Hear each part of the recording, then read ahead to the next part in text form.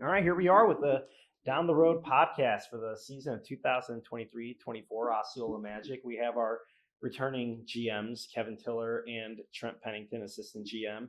Thank you guys for coming here today. It's a lot of fun to get to see you. I know we see each other a lot throughout the off season, but now that it's in, we get to do the fun things like this and kind of get to see the team fold out and see how things are going to go. How you guys doing today?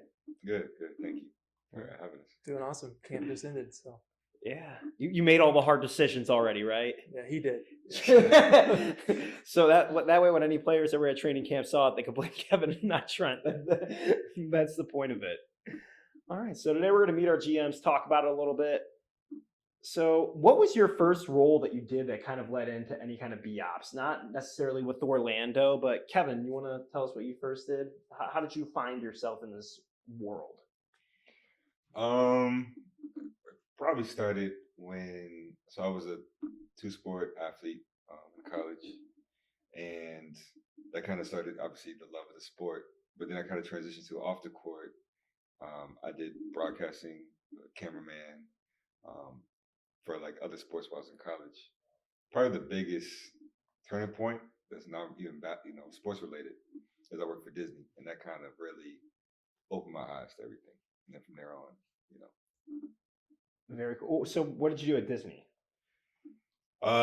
So I helped out in the parks, in the hotels, characters, like everything. And then I took classes while I was there. So I was able to understand the business of the big business.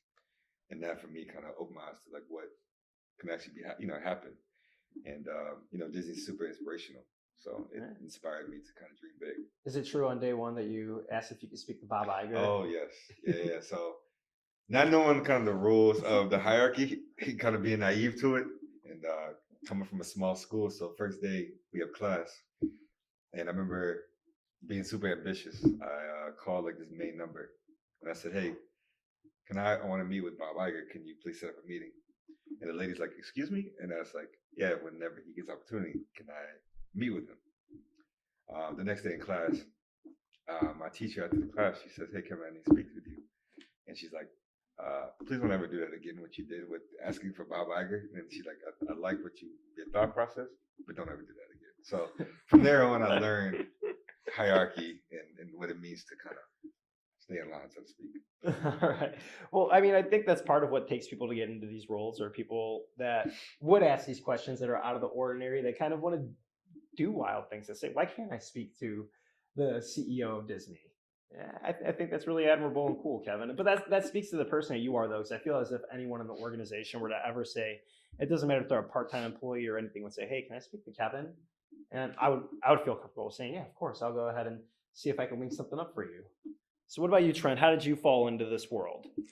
Yeah, I think unlike Kevin and a lot of other people in this industry, did not play college athletics.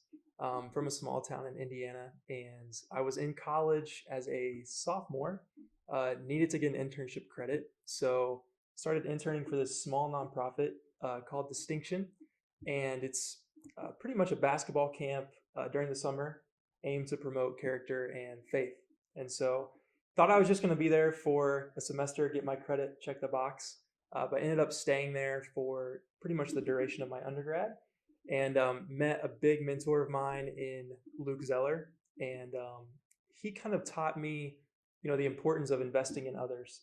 He kind of let me lead our internship groups. He brought me on full time, and I kind of developed this passion of helping people personally and kind of away from their work, and for us, like off the court here. And that's kind of what led me, I guess, down this path, and ultimately to meeting KT, and here we are. So how did you land your internship with the Pacers? What was that about? Because I think that's the biggest turning point for you, where maybe the NBA seems like a reality, because until you actually step foot into a building, I feel like for everybody, including yourself, including Kevin, it seems like a pipe dream until you have that opportunity. Mm-hmm. Definitely. I actually, before that internship with the Pacers, I thought I wanted to be an agent. I thought that helping players off the court meant being an agent, and I explored that route. It wasn't for me. Applied for the Pacer position, was very blessed to get it, and that was my first time being on the team side of things, and really enjoyed it, and just kind of took it and ran with it. That's awesome. Yeah. And what about you, Kevin? How did you get your first NBA experience? Well, I started as an intern here back in 2016, and I was able to get the internship. It started off as a phone call. I was used to write letters. I used to write every day, like 20, 25 letters to college coaches, athletic directors, NBA scouts, front office. I used to write it. So you write it every by hand, not type it? No, write it by hand, and I put it in a little mess. I was a GA at the time at VCU. I used to write them every day, and genuinely just asking to know what people's jobs were. Not even to ask for a job. And Stephen Mervis received my letter, and he called me, and we had a conversation, and he invited me. Like at the conversation, he kind of asked me, "Do I have interest in being in the NBA?" And at the time, I was working with as a GA. I just got promoted to being like a special assistant to the head coach. And so for me, I was comfortable. I was at VCU. I'm from Richmond. I got my first apartment. I'm like 24. You're making it in life right now. So I was then. like, I'm yeah. good. So I told Don't have to ask Dad for gas money anymore. So I told him on the phone, I said, I'm good. I'm actually not interested in coming, honestly. And he just kind of basically like, hey, well, at least like let's stay in contact. Maybe you can come down. Make a long story short, he invites me to his summer league that was here in Orlando at the time. And we were working practice. Ironically, we ended up having the weekend off, which we never do, for basketball practice at VCU. So I called my best friend, and him and I drove 15 hours down to meet with Stephen Mervis for probably 16 minutes. And then I drove back the next day to make it a practice time. So from that point on, I was able to earn an internship. And then have been here for the most part ever since. Trent, is Kevin that type of person still today? Absolutely. Absolutely. Well, I think that's why we work so well together. KT's let's go get it, let's do it. I'm a little more laid back, so it's a very good partnership. So let's talk about your first roles that you did with the Magic then, because Trent, you're entering your sixth season with the team?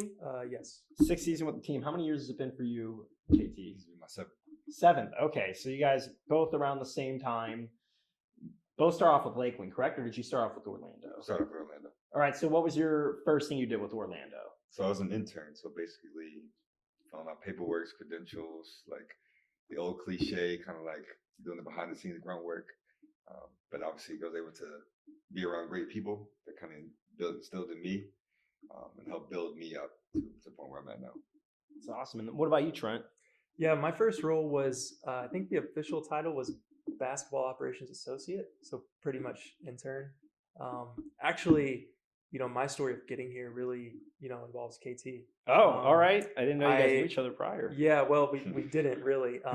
When I was with the Pacers, they gave us this list of all the former interns that had come through the program and where they were currently at. And to me, that list was like gold, right? Like like KT was writing letters to everybody. I was like, I'm going to reach out to everybody on here.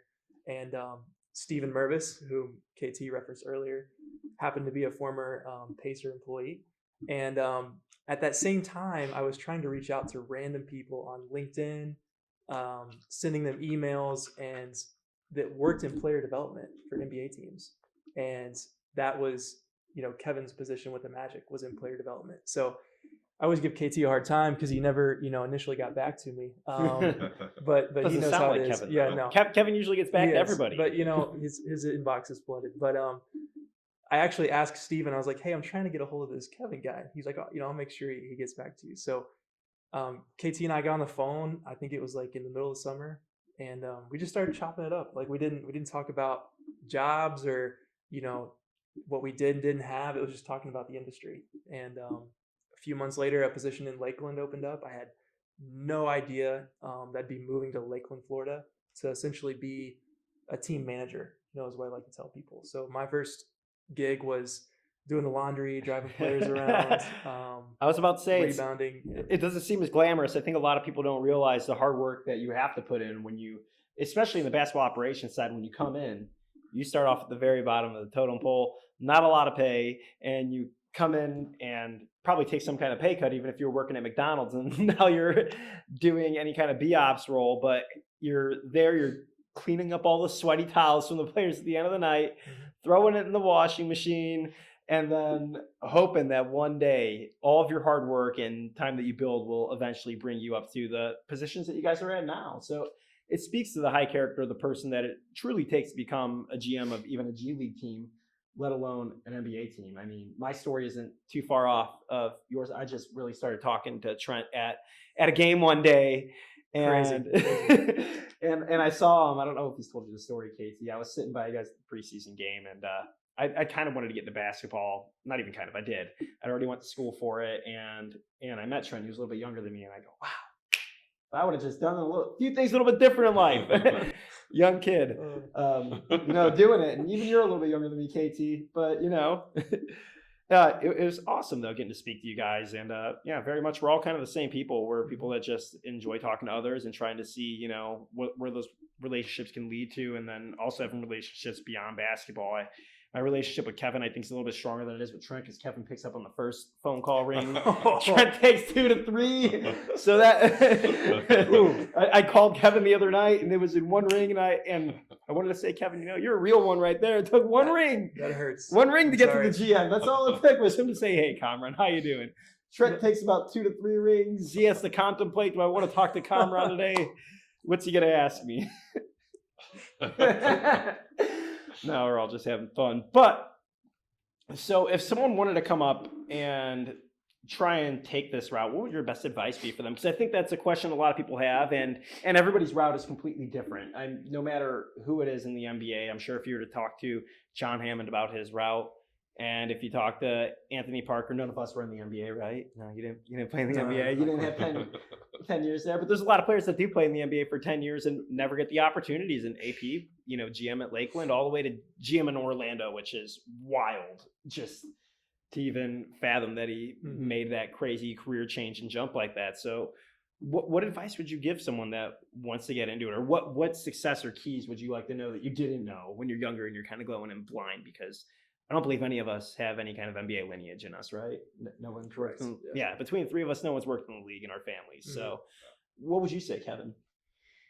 I guess generally speaking, I would say, so I kind of obviously get that question asked a lot. And I would say first is have basketball experience. It doesn't have to be NBA or high level D1, just some level of basketball experience that you can speak to in a job interview.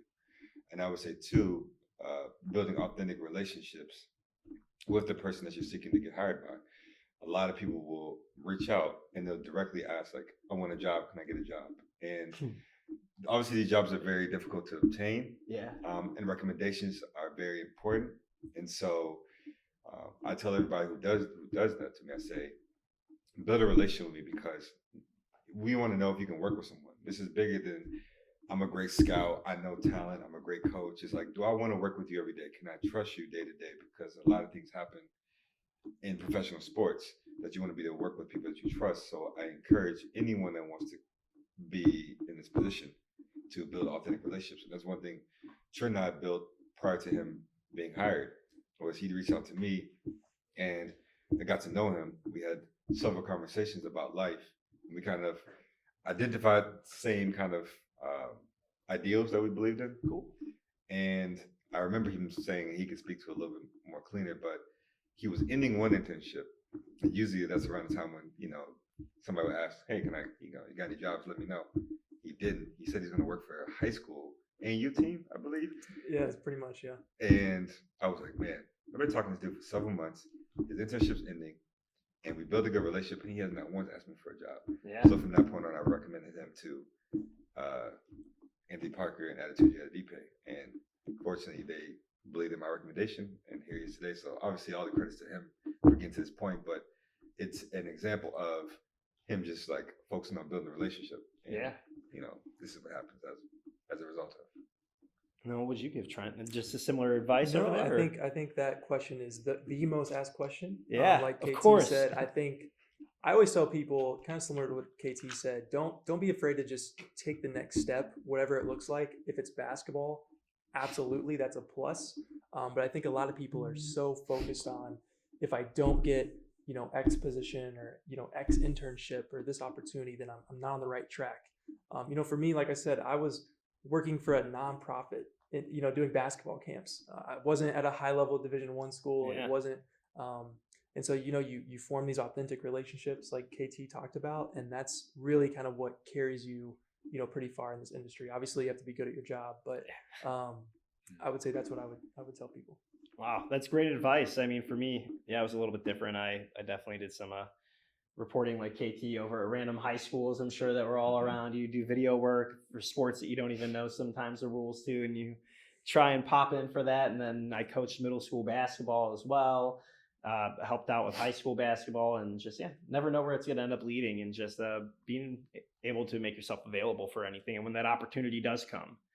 But with this job that you guys have, it is grueling. So thank you for making the time that you've made today, because I know that there is not a lot of time in your day available. What are some of the sacrifices you've had to make while doing this? Like real true sacrifices, not obviously, oh, I lose some sleep at night, but there's real sacrifices. You're moving across the country, especially when you're coming in at a very low level with BOps, nothing is guaranteed ever. So what are some sacrifices you've made, Kevin?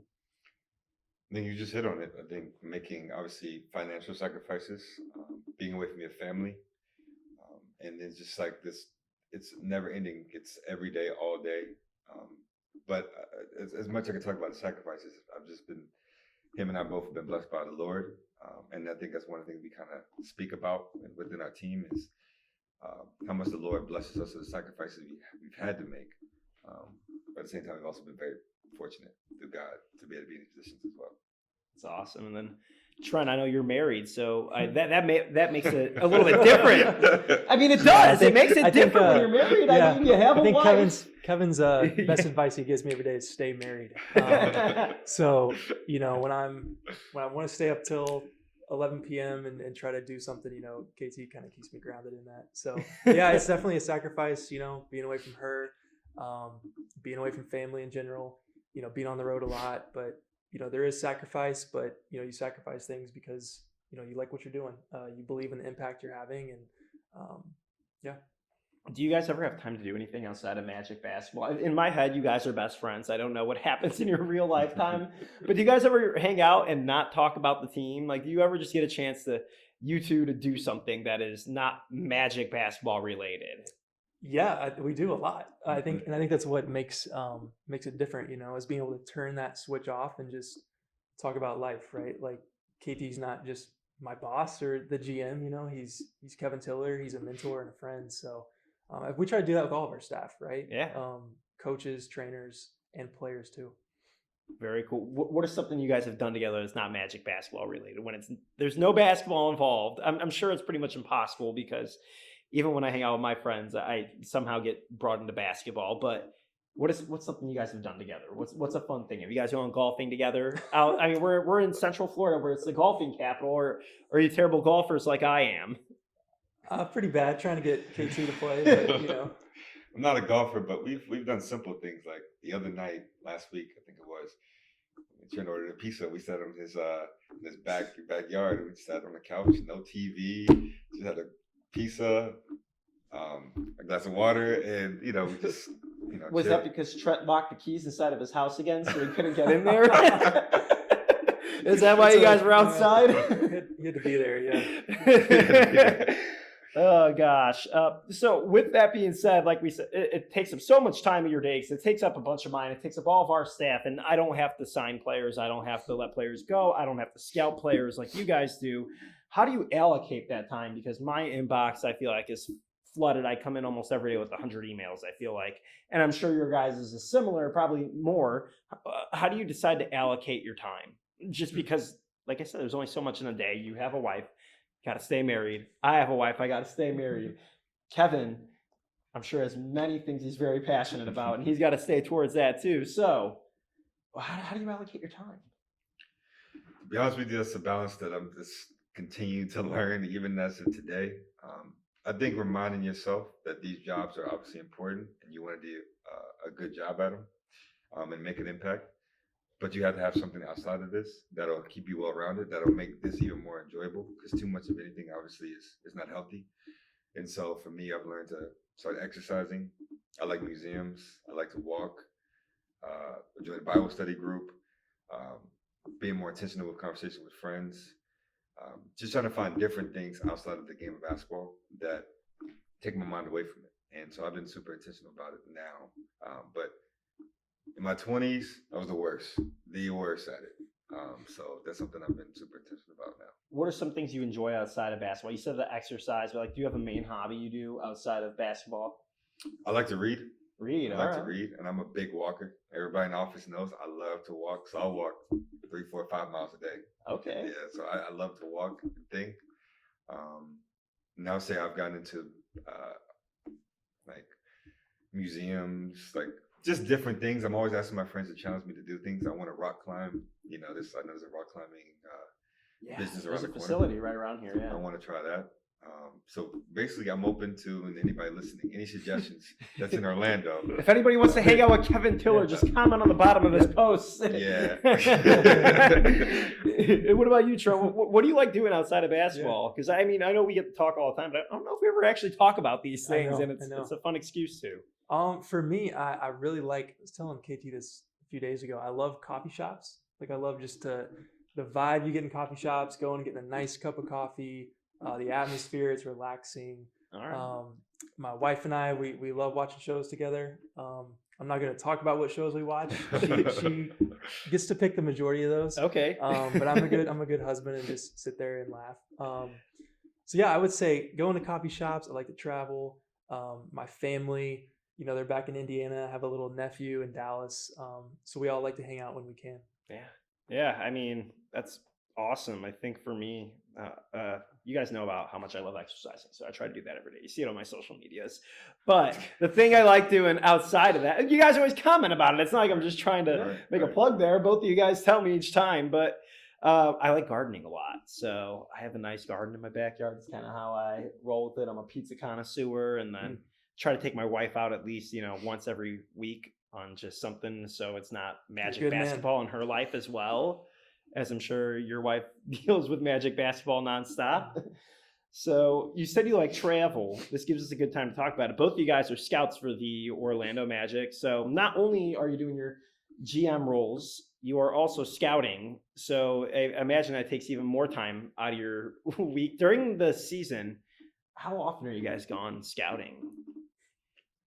I would say in total at 365, I think probably I would say 250. 250. Wow. Yeah, I don't have an accurate guess like that, but it's a lot. Yeah, it's a lot. So what does a typical day look like when you guys are scouting? What do you do when you go to town? I know Trent goes to a coffee shop right as soon as he gets into town. You're right. So, when you said coffee shop, I knew that meant you like the coffee shop because you like to work at the coffee shop. Trent doesn't turn off, I've learned from this. So Kevin, what do you do when you roll into town and you're getting ready to scout a player and you're in a random city across the country? So if I get there in the morning, I have to find a diner. I try to find a local diner. So I'll eat breakfast. I used to get scrambled eggs, bacon, pancakes, coffee, a water with lemon. The same old. Anything else? And then I will head back to the hotel, kind of get myself together, go through the notes, and try to get to the game a couple hours earlier. After I watch the game, I always try to find a Raising Cane's. Usually when I go. Previously, the when I sauce would travel, is really good at Raising Cane's. So I'm a big the Raising sauce Cane's is really fan. good. I'm a big, so I get those, and I always get cookies. Usually, I'm in college town, so insomnia cookies is big. So 3 sugar cookies. It's pretty standard for me. There you go. Yeah. Back when I used to tour on my rider, it was always I needed milk and cookies. That was my cocktail at night. So everybody else does their crazy things, and I would just drink milk, eat cookies, and that would be me, and I'd be done. Well, I eat cookies every night. I do too. That's why I have to run every day, because otherwise I'm not going to be looking anywhere near as okay as I'm looking right now. And then what about you, Trent? Outside of going to the coffee shops, what else are you doing when you're going to town? No, I spend a lot. I mean, I don't know any other way to put it. I spend a lot of my time at the local coffee shop. You know, I'll do some research before I get into town. You know, if I'm going to. So what's your standard coffee order? Let's go with that. It varies, you know. Might be a nice little cappuccino if I'm feeling something a little sweeter. You know, or just a straight black, you know, pour over Americano, something like that. But I will research like every city before I go there, like top coffee shops, you know, around. Usually get to the hotel, put my bags down, walk over, do some work there, and then, you know, kind of prep for the game. You know, make sure I have all my notes in order, head to the game, and then afterwards, I like to take early flights, so I tend to, you know, get to bed earlier and get on the road early. So which is like your city, when you see that you've been assigned to this city, when the higher ups in Orlando tell you, Trent, you're going to this city, and you go, yes, I love this coffee shop. Which city is that one? I'm not on that level yet with the shops. Like I think for me, it's more based on where my family and friends are. So Okay, yeah. I have family in Indiana, Dallas, and then friends in DC. So places I get excited about places I have important people at. All right. And then now, when it comes to scouting, I don't know all the responsibilities that are involved in it, and I'm sure each person looks for a few different things. But is there any pieces that are nerve-wracking about it, because you have to send obviously these reports back to who your bosses are, and they listen to you, and you hope that the person that you're telling them about succeeds. Otherwise, do you ever get nervous that it's not going to be what you anticipated for that player when, say, I don't know who looks at your stuff, even if it's Jeff Weltman, whoever it is, and the player doesn't come out to what they thought it would be? Does it almost seem like darn, or does that just happen for everybody, or what are the feelings behind that? Is there any kind of nervousness that goes in there? Yeah, there's nervous. We're fortunate. Jeff Oldman, obviously our president. Mm-hmm. He is uniquely gifted in how smart he is with scouting. So his presence and when he teaches us and when he talks about what he sees has allowed myself to kind of be able to see the game differently and see players differently. Is there a level of nervousness? Yeah, I would say there's a level of nervous because you want to be right, but you kind of try to do your homework prior. Yeah. You kind of try to watch and watch and watch, and then at some point you just have to trust your gut. And I think as a scout, you do the homework, you watch the game, you analyze it, you think it through. Maybe you consult with someone else to make sure you weren't seeing it wrong. But at the end of the day, you gotta trust your gut. There's no exact science to scouting. As much as we try to, you're never gonna be 100% on it, unfortunately. What do you look for when you're scouting someone? What are you kind of looking for, or is there assignments on those sheets that you get from the higher ups that tell you, hey, this is what we're kind of looking to see. Tell us if this is what happens, or is there something that they really like about? Obviously, they have items they like about both of you guys, but is there a Trent Pennington specialty that they like, or the Kevin Tiller eye catches something a little bit different than the other eye? Like, what are you looking for when you look for a player? It's funny. I think every scout has their type of player, prototype. I think for me, just generally speaking, when I go watch the scouting, we already know kind of X player does this well, this skill set well. And so my mindset is, if that skill set was taken away, defense plays really good, defense on him, whatever. What else does he do to affect the game to help winning? And that's kind of how I judge a player of how much their game will translate over. Because say a really good scorer in college may come to our team is not going to need to be scored as much. So can he rebound? Can he think the game? Does he have IQ? Is he a good teammate? All the little things. Now we'll watch pre-practice, how they interact with their teammates. We'll watch post. We'll watch interviews. We'll watch the whole 9 yards so that we can see a full body of work of who is this kid in this quick snapshot. So I'll stop there. I'll let Trent go. Yeah, in terms of what I look for. Yeah.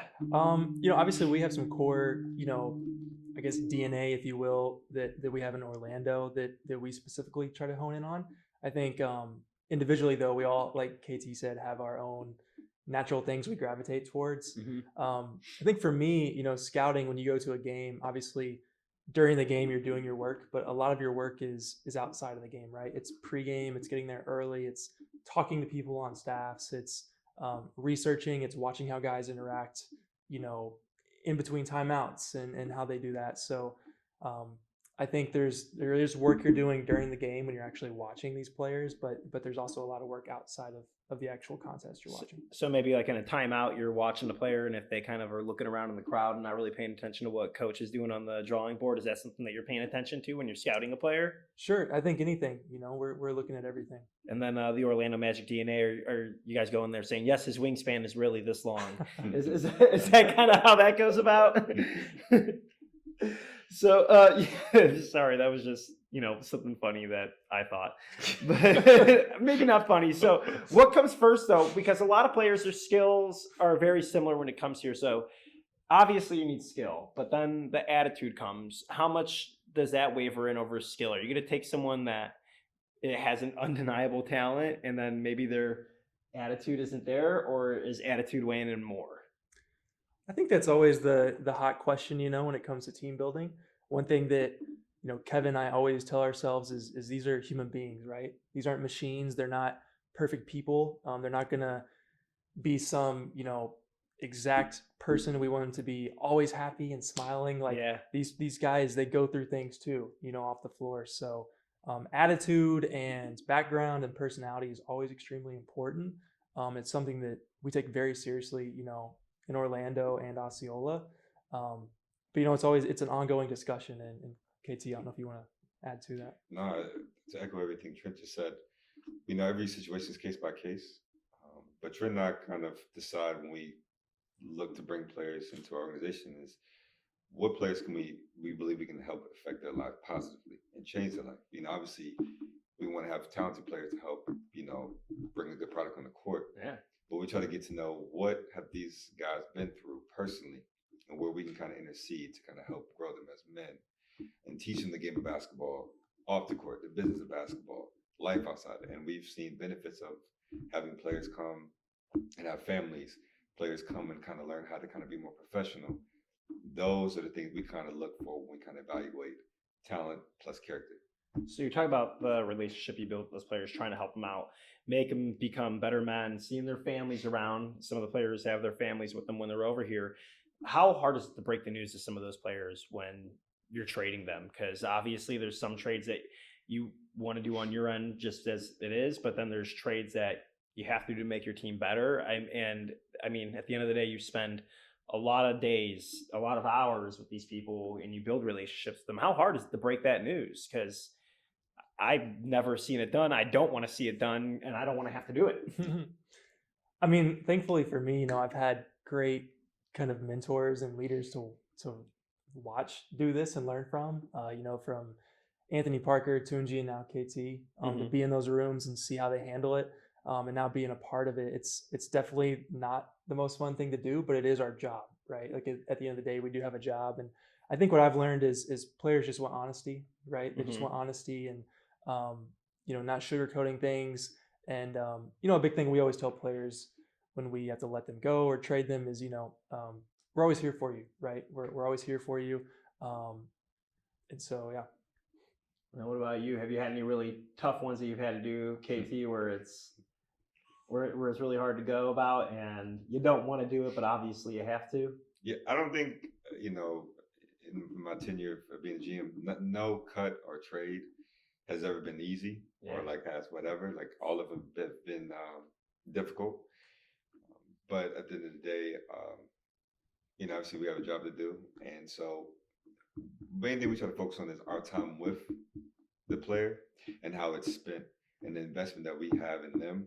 So that way it's not transactional. Obviously, if we had to cut you, but there's been a relationship built. Yeah. And the players been, I think we just had training camp just ended for us. And obviously we had to make cuts and kind of watching guys tear up, cry, be disappointed. And obviously we have to do our jobs, but at the same time, I feel pretty confident in our connectivity with the player and how we've helped them develop them and got to know them as people, and so we've kind of emphasized here of building a relationship with our players. So I kind of just lean on that.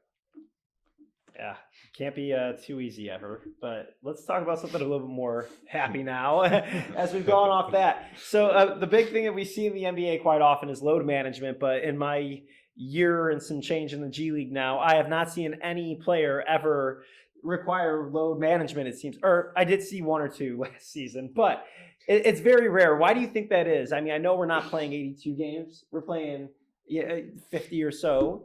But it seems as if every player in the G League wants to play every minute of the game, and we're not seeing an influx of injuries like we see in the NBA, where players have a lot of injuries, and they say that's why load management is used, is to, help, not have the injuries. So what's the difference with those players, do you think, with load management? I mean, how often do you get the request for it in the G League?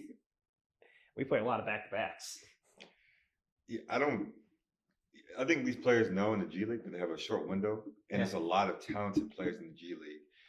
And a lot of guys are obviously fighting to either return or enter the NBA for the first time. So it's funny, load management's never even been a question. And plus, at least for us, we've been fortunate. The guys we have, they love playing basketball. At the end of the day, Yeah. you know, even we talked about sacrifice earlier, we love what we do. So Yeah. to think to not to play, I can't speak for the NBA. I can only speak for the G League team. But our guys love to play, just competitively. They just want to play. I just thought it was really silly. If you really think about it, I mean, you never see it with us. I mean, we know the guys were all fighting for their careers when they're here in the G League. So that's why you don't see it, but it's just kind of silly because in the NBA, we see it quite often. I don't know how you guys personally feel about the load management. I know Joe Dumar's been going off quite often about it lately. So I'm more of a person that if an injury isn't really there, then let's play. But I understand rest as well. 82 games is a lot. I've never played 82 games. So I've only worked them, but I've never played them. It's a little bit different. So let's talk about the fun parts of your job. What are some fun parts? I know we always talk about how it's strenuous. It's a lot of days. We're on the road quite often. Sleepless nights. But what are the fun parts about it? What happens that makes it so rewarding that you just love it and you're willing to sacrifice a good chunk of your life for basketball? It's a bit of craziness. I guess you have to be a fan that's that crazy to be involved in it. I mean, I certainly am.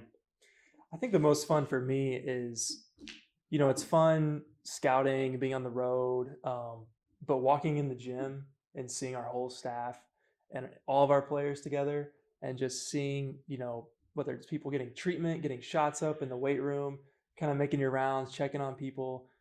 That's the most fun I have. It sounds so simple, but just seeing our guys kind of do what they love to do.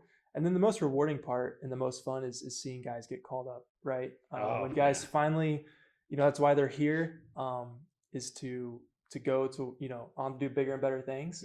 And seeing that actually happen and knowing all the hard work and the long days and the long travel and random cities, you know, across the country, seeing that is by far the most fun and rewarding part. Yeah, I can imagine. I remember with Jay Scrub when he got called up last year, we were all really excited for him. He got converted to a two-way, and I mean, that's the goal. Like we said, I saw one already happen. Someone got a fully guaranteed contract from the Warriors, and I thought, yes, we haven't even started the season yet. How does this a call up already? Is this considered a call up? The season hasn't even started for us. But what about you, KT? I think there's no better feeling than being with our players. That is by far the funnest part of the job. And not even on the court, it's getting dinner with these guys, getting lunches with these guys, seeing their families, getting to know them. I mean, you think about it. A lot of our guys we've scouted since some of them were in high school, but definitely freshman year of college. And you kind of like write notes, reports, hear intel, all these different things. And then to finally get you get this player in front of you. You're like, man, I get to know you. I get to like spend time with you, build a relation with you. There's no better. That makes the job worth it, honestly. Because you see these guys grow up. You know, you think we're getting these guys at 23, 24, 25, 26, like young men. Yeah. You know, and they kind of look to us as like for guidance, you know, and we feel very fortunate because staff and players kind of put their careers in our hands because they said, we're trusting you to come here. You know, nobody's forced to come play for us. So they're trusting us. And so we take that very seriously. So we sometimes over-plan, over-strategize, over-emphasize certain things, but it's just because we care. Oh, of course, that's great to hear. And I mean, I could tell you just from the first practice I went to, you guys have always been so welcoming. Going to practice is so much fun. Going to games are so much fun. Seeing everybody, talking to everyone. And it's so odd because we all see each other all the time. But for some reason, like you said, as soon as you get in the gym, it feels like we haven't seen each other for a while. And it's almost like, oh, we're back at summer camp. But we see each other all the time. For whatever reason, it's just such a fun environment. And even with new employees that we get, you know, throughout the year or so, I've been telling them, no, just go ahead, go out there. Kevin and Trent are the nicest people in the world. This is what you can do. They're super inviting. Just go out there, talk to them. This is what you can do at practice. No one's going to be upset with you. You won't get in their way. And yeah, everyone's just been so inviting, so nice since I've been part of the organization. So thank you too for making me feel so welcome and getting to do everything I get to do. And with one final question for both of you. Favorite coffee shop in Orlando? Ooh, Lineage, hands down. Lineage. What part of Orlando is that in? A few different spots. There's one, East End Market is pretty close to where I live, so I go there quite frequently. Okay, so you're part of the rewards program. They don't have one, unfortunately. But yeah, have you tried pitching it? What's that? Have you tried pitching? I need it to to. them? I need to. Yeah. Listen, I know a thing or two about managing. You should go ahead and have a great coffee rewards program. I'll put it together for you. Okay, we'll talk. And then what about you, KT? What's your favorite food in the area?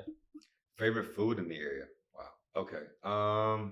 You walk these streets all night, every night. Where's your favorite Yeah, spot every night, outside of all Insomnia time, Cookie? yeah. Outside of Insomnia Yeah, Cookie.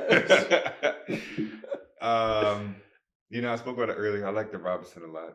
The Robinson. The Robinson cafe. They have a mix of breakfast, coffee, but just the ambiance of the place is fantastic, and it's like perfect location.